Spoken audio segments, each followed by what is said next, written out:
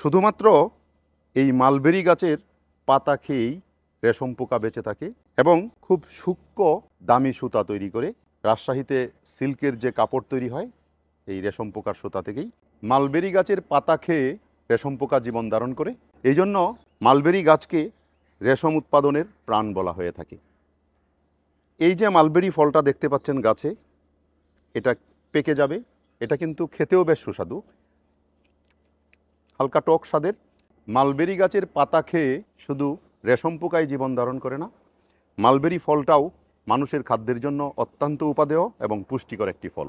দেশের কোনো কোনো অঞ্চলে এই মালবেরি গাছকে তুতফল গাছও বলা হয়।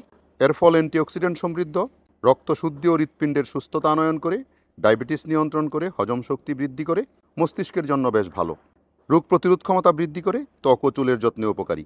মালবেরি ফলের রস নিউরন প্রতিরোধী, অ্যালজাইমার প্রতিরোধী এবং এটা হার্টের স্বাস্থ্যের জন্য বেশ উপকারী। মানবদেহের জন্য মালবেরি ফলের জুস অত্যন্ত উপকারী, ভিটামিন সি এবং অ্যান্টিঅক্সিডেন্ট সমৃদ্ধ একটি ফল। এর কাটিং থেকেই এর প্রপাগেশন করা সম্ভব। যদি আপনারা চান, আপনাদের বাড়িতে একটা মালবেরি গাছ রাখতে পারেন।